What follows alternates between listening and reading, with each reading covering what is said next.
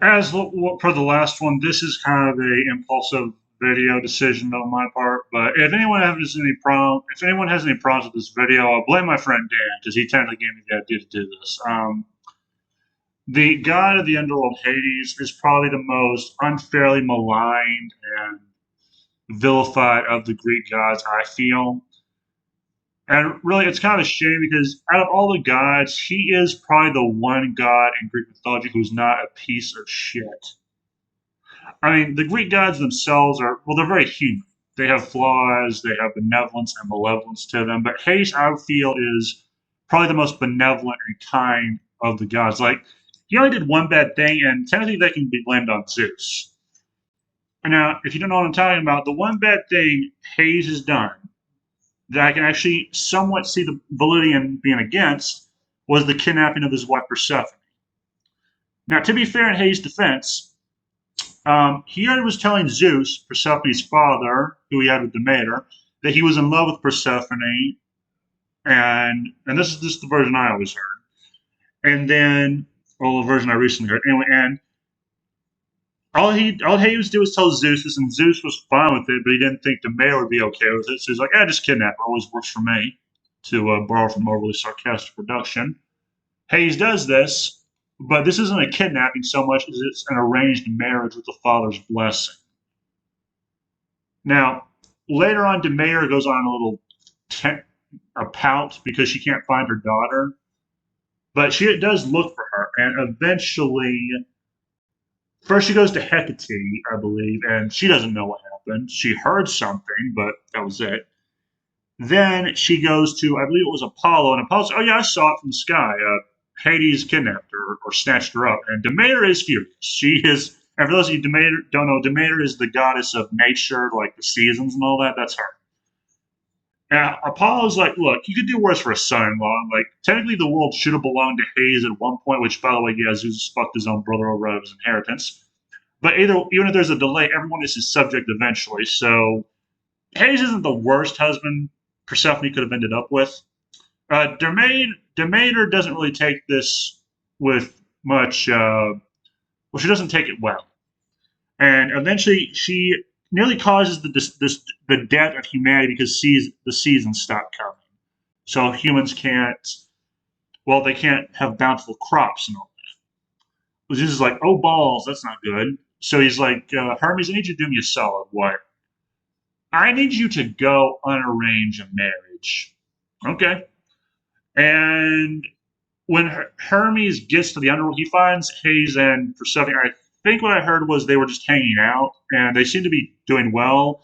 And when Hades finds out what Demeter is doing, he's like, "Oh crap, yeah, Persephone, go please talk her down, please. That could be a problem." And Persephone is about to leave, but Hades is like, "Don't be sad about leaving. When you return, you'll be a queen of queens, all that." And although this is actually the one part where Hades did do something wrong, I have to admit. You see, when she was in the underworld, Hades fed her these, what were they called, pomegranate seeds? These seeds. For every seed she ate was a month she had to spend in the underworld. So, if you've ever wondered how the Greeks justified the changing of the seasons and how we have one cold part of the year and then a warm part of the year, this was the explanation. The months that Persephone spends in the underworld is the cold seasons, while the time she spends with Persephone is the warm seasons. Now, this resolves the situation. Everyone's happy, although everyone's still pissed at Zeus. But yeah, all is well ends well. But besides this, I would say Hades, he's a good husband. He doesn't cheat on his wife, as far as I know, and his wife seems to be cool with him. Like, they have probably the more functional marriage in all of the Greek mythology relationships. Like, Hades doesn't cheat on his wife constantly like Zeus. He doesn't fuck mortals over that frequently. And also, I would say Hades is a very dutiful husband. Here's another thing about Hades.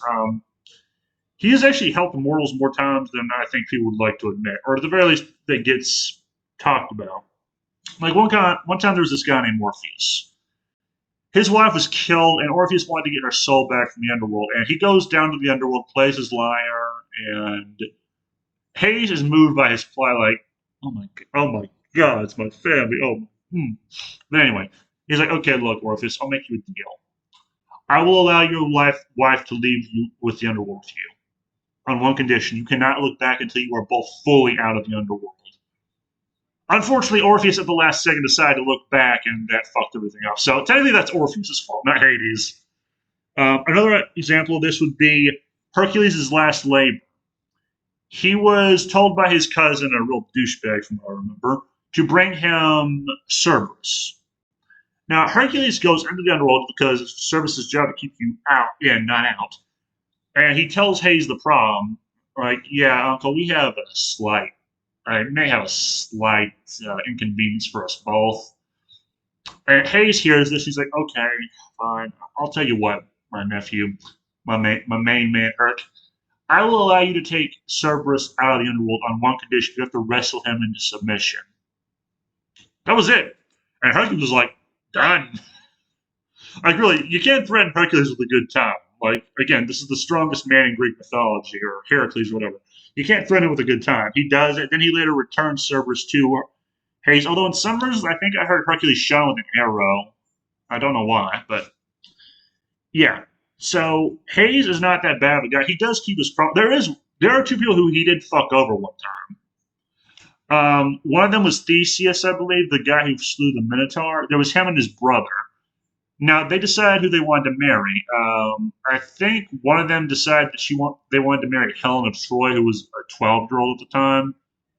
Yeah, just don't. I'm not even gonna go there. And the other one decides he wants to marry Persephone, the goddess of the underworld. I'm like, oh, you dumb. Like, Greeks are known for being arrogantly dumb, but Jesus Christ, why, man? Anyway, they sneak into the underworld, and guess who's waiting for them? Hades. He's waiting there, and yeah, he invites them to a dinner table, and they're like, he suspects nothing, man. We're golden. And all of a sudden, these snakes come out and bind them to the chair. And I think I heard from OSP that he then sicked the Furies on them, and he just walked away while it was happening. Now, later, Hercules would free Perseus, but the other one he couldn't remove. It seemed would cause earthquakes if he removed them.